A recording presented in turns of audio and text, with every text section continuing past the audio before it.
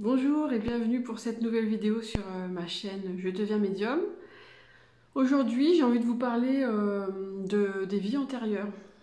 Mais je crois que la vidéo va dévier sur le concept du temps en général parce que les deux sont liés. Et voilà, bon, allez, on part. Hein. Comme d'habitude, je n'ai pas fait de script ni rien. C'est au ressenti, à l'intuition et avec ce que j'ai envie de dire. Alors, pour parler des vies antérieures, je vais dire que, pour commencer, que avant de découvrir ma médiumnité, donc avant de savoir au plus profond de moi que la vie continuait bien après la mort du corps physique, ben, je ne croyais pas à la réincarnation, donc je ne croyais pas non plus aux vies antérieures. Pour moi, c'était un concept, c'était lié avec le bouddhisme, enfin comment dire, les religions, même si je sais que le bouddhisme n'est pas une religion, mais les religions orientales qui parlaient de réincarnation, mais pour moi c'était un peu du folklore et j'y croyais pas. Ensuite, quand j'ai compris qu'il y avait la vie après la mort continuait bien, c'est vrai que je sais plus comment ça s'est passé, mais j'ai lu des récits Enfin, je vais bafouiller aujourd'hui, je suis un peu à la ramasse aujourd'hui, donc peut-être que la vidéo va être bizarre. Hein. J'ai l'impression que je dis ça à chaque fois, la vidéo va être bizarre, excusez-moi, mais c'est parce que moi je suis bizarre, je pense que c'est ça le truc, en fait, faut que je l'accepte. Oui, donc j'ai lu des témoignages, si on peut appeler ça des témoignages de défunts, qui parlaient de réincarnation, ou de médiums qui parlaient de réincarnation, je ne sais plus, enfin bref, c'est venu petit à petit dans mon esprit que la réincarnation existait, et qu'en fait, le but, on va dire, de notre incarnation actuelle, c'était de tendre vers un idéal, qu'on allait mettre souvent, enfin tout le temps, plusieurs vies, à atteindre plusieurs dizaines, centaines, milliers, je sais pas combien de vies on fait, je sais pas, je ne sais pas, je ne sais même pas si quelqu'un a une réponse à ça, mais d'une âme à une autre, peut-être que c'est pas le même nombre d'incarnations, mais en fait le but c'est de s'améliorer à chaque fois, de tirer des leçons de l'existence en cours et des existences précédentes, et de les transcender, et de devenir une âme de plus en plus évoluée. Et tout ça pour arriver à je sais pas quoi, parce qu'une fois qu'on est tout au bout du bout, bah, qu'est-ce que ça fait? Je sais rien. Là, je crois que mon mental d'humaine, il comprend pas, il a du mal avec ça, parce que je me dis tout ça pourquoi? Qu'est-ce qu'on devient? À la fin, on devient une pure énergie, une pure lumière, mais on s'ennuie, non? Enfin, j'en sais rien. Parce que la vie, c'est peut-être pas marrant tout le temps, mais au moins, il y a de l'action, enfin, il y a de la découverte, il y a des challenges, il y a des émotions très fortes dans le positif comme dans le négatif, mais il y a quelque chose, quoi. Alors quand on devient une pure lumière, ben... Voilà, donc j'ai pourtant bien le sentiment que c'est ça, la réincarnation, c'est de passer des étapes de vie en vie, comme dans un jeu vidéo, quoi. On change de niveau à chaque fois, puis à la fin on atteint la lumière divine, et puis je sais pas, on se dissout en elle, j'en sais rien. Je sais pas ce qui se passe à la fin. Je sais pas pourquoi je vous pose la question, parce que vous savez pas non plus. Personne sur cette terre pourra me répondre à cette question. Donc je sais pas pourquoi je la pose, mais je la pose quand même, voilà. Donc des vies antérieures, on en a un paquet. Et on appelle ça des vies antérieures, mais ce ne sont pas des vies antérieures. Enfin, là je vous donne mon point de vue, hein, c'est toujours pareil. Le temps est une création de notre conscience. Ou de notre mental, j'en sais rien. Enfin, c'est un truc humain, quoi. De passé, présent, futur, il n'y a que les humains qui sont comme ça. Mais dans l'absolu, le temps n'existe pas. Et donc, a priori, le passé, le présent, le futur, enfin ce que nous on appelle le passé, c'est-à-dire ce qui n'est pas, soi-disant, pas encore arrivé. Non, le passé, non. Ce qui n'est pas encore arrivé, c'est le futur, voilà. Ce qui est déjà arrivé, ce qui doit être déjà arrivé dans notre vie, c'est le passé. Et là, ce que je suis en train de faire en ce moment, mais pour vous, ce sera le passé. Moi, c'est mon présent. Et tout ça, a priori, ça existe en même temps. Passé, présent, futur, tout est ensemble. Et c'est sans doute pour ça que les voyants, les vrais voyants, peuvent voir le futur et le passé, quoi. Parce que tout est en même temps. Et en fait, c'est comme les couches énergétiques, enfin, les strates énergétiques. Il y a la strate des défunts, il y a les guides, il y a les soi-disant anges et archanges, enfin les énergies très hautes. Et en même temps que tout ça, il y a aussi le passé, le présent, le futur qui coexistent, plus, on va pas parler des univers parallèles, mais il y a aussi toutes les réalités parallèles. Ça, c'est ma croyance, si ça se trouve, ça n'existe pas, les univers parallèles, mais j'ai quand même pas mal de soupçons qui me font penser que ça existe. Et donc, passé, présent, futur existent ensemble, donc on peut pas parler de vie antérieure, mais de vie parallèle, de vie complémentaire. C'est vertigineux quand on y pense. Hein. Parce que même notre vie à nous, passé, présent, futur, apparemment tout existe en même temps. Ça veut dire que moi qui vous parle en ce moment, si je vais au bout de cette logique, je suis à la fois vivante et morte. Puisque si mon futur existe déjà, et au passage, au revoir libre arbitre, si le futur existe déjà, je suis déjà décédée à je ne sais quelle date, de je ne sais quelle cause, donc je suis déjà décédée, et je suis aussi pas encore née, et pourtant je suis là aussi en ce moment à raconter mes bêtises sur YouTube. Ça c'est pareil, c'est vertigineux. Je crois que je vais éternuer. Non. J'ai envie d'éternuer, mais ça vient pas. Et donc voilà, donc ces vies antérieures qui sont pas antérieures, ces moments antérieurs qui sont pas antérieurs. C'est antérieur, mais en même temps c'est pas antérieur, vous comprenez? Oui, bon. Je vais vous parler d'une de mes vies antérieures, enfin de plusieurs. Il y a quelques années, j'ai fait une méditation musicale de la connaissance, un concept qui a été inventé par Christophe Jacob, mon cher ami. Et c'était sur la vie antérieure. Voilà. Donc le concept de la connaissance, c'est on écoute une musique, on est allongé, on est cool Raoul allongé. C'est une méditation en fait, une méditation guidée avec une musique qui a des vibrations spéciales qui font que même quand quelqu'un qui est très dans le mental, il va quand même partir. Il va partir quoi.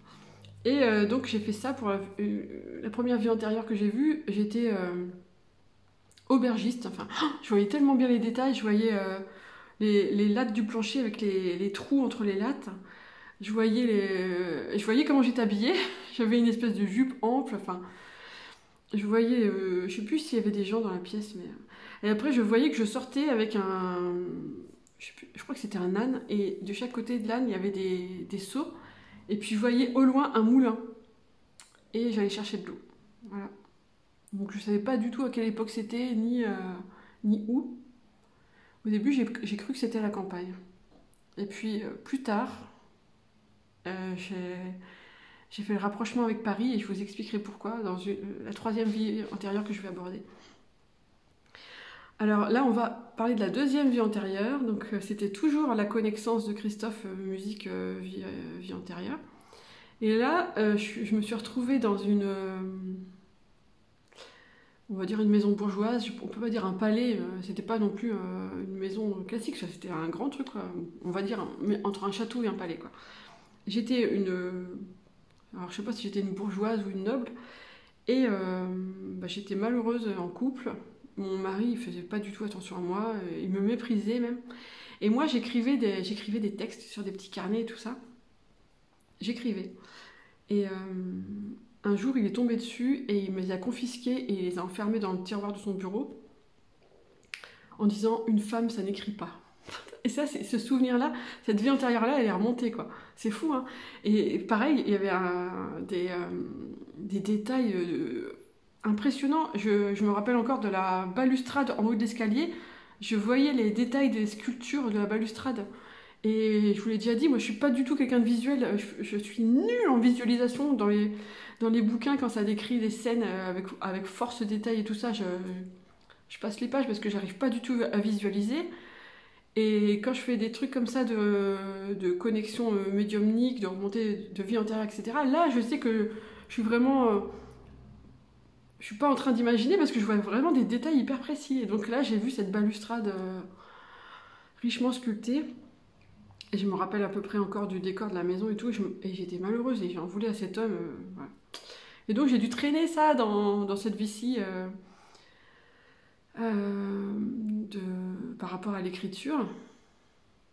Oui, parce que je pense que oui, parce qu'après j'ai l'impression que ça m'a débloqué des choses dans mon rapport au métier d'écrivain et à l'écriture, etc.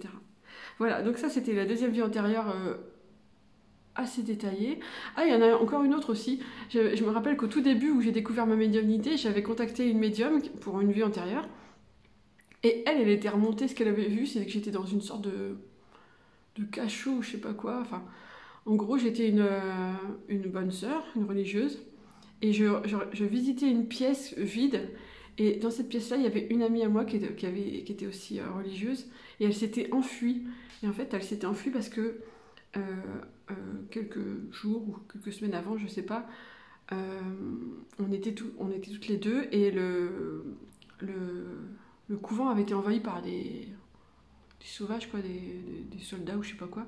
Enfin bref, ils avaient violé, c'était mon amie, ouais, mon amie, et elle s'était retrouvée enceinte. Moi j'avais réussi à me cacher ou à m'enfuir, je sais plus, enfin bref.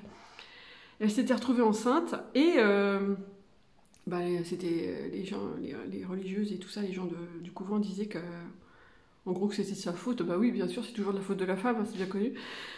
Et donc ils l'avaient enfermée là, dans ce cachot, et elle avait réussi à s'enfuir. Voilà.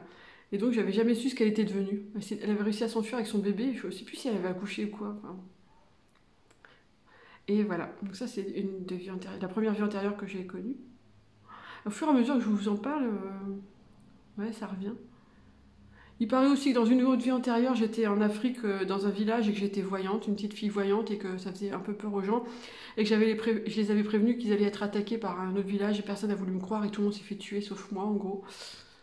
Voilà, donc c'est pas très gai, hein, les vies antérieures, même celles que je canalise pour les autres, c'est pas les trucs c'est pas les souvenirs les plus sympas qui remontent, quoi. Et donc j'en viens à la fameuse vie antérieure que moi j'ai reconstituée, on va dire. Je l'ai pas visualisée, on va dire, mais j'ai reconstitué via mes rêves. Disons que j'ai rêvé de petits bouts de vie antérieure dans mes rêves.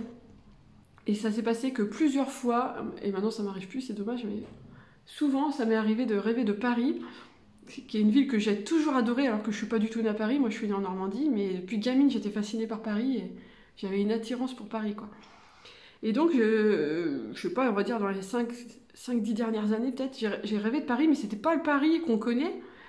En fait c'était bizarre parce que c'était un Paris complètement à la campagne avec des champs, des petites fermes et des ruisseaux et tout ça. Soit c'était un mélange du Paris campagnard et en même temps du Paris que je connais, comme si mon mental disait non mais attends, je te remets le truc dans le bon sens, mais tu me le remets pas dans le bon sens parce que tu mélanges les deux, quoi. Donc c'était à la fois le Paris de maintenant et le Paris de la campagne, quoi. Et quand je me réveillais le matin, je disais c'est trop bizarre, pourquoi je rêve de ça, pourquoi je rêve de Paris à la campagne, c'est trop bizarre. Et je comprenais pas, mais en même temps je faisais pas non plus, je me disais pas tiens c'est une vie antérieure, non. Et puis une nuit j'ai rêvé encore Paris à la campagne, mais cette fois je voyais la silhouette de la Bastille au loin, et je la voyais vraiment nettement, quoi. Et quand je me suis réveillée le matin, je me suis dit putain, mais pourquoi j'y ai pas pensé avant, mais ça c'est une vie antérieure. C'est des bribes de vie antérieure qui me reviennent, et c'est pour ça que je vois Paris à la campagne. Et donc je voyais la Bastille au loin, voilà. Donc je me suis dit, ok, alors j'ai regardé les dates de construction et de destruction de la Bastille. Bon, la destruction, on sait, la construction, c'est 1500 et quelques, je crois, je sais plus, enfin j'ai plus les dates en tête, quoi. Et je me suis dit, à ce moment-là, ah bah ce que j'ai vu quand j'étais aubergiste ou je sais pas quoi à Paris, enfin, pas à Paris, mais avec ce moulin au loin, il y a longtemps eu aussi des moulins à Paris, donc Et c'était la campagne. Ce que j'avais pris pour la campagne, c'était Paris, je pense. Est-ce que j'étais aubergiste? J'en sais rien, mais il y a un truc par rapport à ça. Et donc, je me rappelle qu'il y a eu un an ou deux, j'ai fait ça, j'ai fait une espèce de reconstitution, d'enquête pour resserrer les dates, en tapant à quelle époque il y avait des moulins à Paris, et à quelle époque il y avait la Bastille en même temps. Et donc, ça m'a donné un créneau un peu rétréci de 200 ou 300 ans. Et voilà, donc je pense que j'ai vécu à Paris dans une de mes vies antérieures, entre guillemets antérieures. Et j'aimerais bien avoir plus de détails sur cette vie-là. Mais pour l'instant, ça reste dans le flou. Je soupçonne qu'il s'est passé des choses vraiment intenses pour que dans cette vie-ci, moi, la petite fille qui habitait en Normandie, je sois à ce point fascinée par Paris et que je veuille y habiter. Et après, j'y suis allée habiter j'ai toujours adoré Paris et je m'y sens toujours bien, même si les gens sont fous là-bas, même si le métro et tout ça, c'est pas à pied, quoi. Mais quand on n'a pas à prendre le métro et qu'on va à pied au boulot, comme moi je l'ai fait longtemps, mais c'est paradis. Mais qu'est-ce que j'ai pu marcher dans Paris? Enfin, je pourrais faire une vidéo sur Paris. Hein, enfin, Paris, c'était comme si je retournais chez moi. Il n'y a pas beaucoup d'endroits qui m'ont fait ça. Il y a aussi un petit coin en Bretagne du côté de la forêt de Brocéliande où j'ai eu l'impression de revenir chez moi. Et aussi, je dirais, quand j'y repense, du côté de Carcassonne, la montagne noire, ça me semblait étrangement familier. Hein. Mystérieusement familier, on va dire. Enfin voilà, je sais pas ce que je peux vous dire d'autre sur les vies antérieures. Moi, ça me fascine. Ça me fascine. Ça me fascine tellement que maintenant, ouais, j'en canalise aussi pour les autres. Et j'adore parce que je découvre plein d'époques, plein de vies. Bon, comme je vous dis, souvent, c'est pas très gay, quoi. Je sais pas pourquoi. Je sais pas pourquoi ils nous montrent toujours les trucs pas marrants, mais en même temps, je suppose que c'est aussi pour nous aider à comprendre ce qui nous bloque dans cette vie-ci. Un trauma d'une vie passée, quoi. Un truc qui est pas bien passé et qu'on trimballe comme des couillons dans cette vie-ci parce qu'on sait pas qu'on le trimballe, quoi. Et puis aussi, je me suis demandé pourquoi on se souvient pas des vies antérieures. C'est quand même dommage, quoi. Ce serait pratique de s'en souvenir pour justement améliorer ce qui doit l'être. Et je me suis dit que, en fait, notre mémoire, ma mémoire, là, par exemple, si je pense à hier, à ma balade en vélo qui m'a crevé et j'ai mal partout, bah, c'est mon cerveau physique, enfin, mon cerveau, quoi, mon cerveau ici, qui s'en souvient. Ma mémoire d'être humain, ma mémoire physique, ma mémoire du corps physique, voilà. Alors que la vie antérieure, eh ben, c'est une autre mémoire qui est stockée dans mon âme, qui est stockée dans le cloud universel, dans les annales akashiques, même certains disent. Et donc, pour aller la chercher, cette mémoire-là, il faut que je fasse un voyage, quoi, un cheminement. Ça ne me vient pas directement dans mon cerveau, sauf la nuit où ça revient par bribes. Et je suis sûre que vous aussi, ça a dû vous arriver de rêver de vos vies antérieures, mais vous n'avez peut-être pas forcément fait le lien. Et voilà tout ce que j'avais à dire sur les vies antérieures. J'espère que j'aurai d'autres souvenirs qui remonteront de ma vie à Paris. J'aimerais bien savoir ce que je faisais à cette époque-là. Et voilà. Je soupçonne aussi que j'ai eu des vies antérieures où j'étais écrivain. Mais est-ce que ça sert à quelque chose de connaître toutes ces vies antérieures? Je sais pas. Est-ce que c'est un tourisme, une sorte de tourisme spirituel? Souvent quand même. Hein. C'est de la curiosité, mais désolée, ça me gratte. Voilà, donc faut pas en abuser, quoi. Parce que la spiritualité, c'est comme tout. Enfin, les outils spirituels, faut pas en abuser. Faut les utiliser à bon escient et faire ce qui est juste, ce qui nous semble juste pour notre âme. Voilà, sur ces bonnes paroles, je vous laisse. Et puis, je vous dis à la semaine prochaine pour une nouvelle vidéo. Ciao!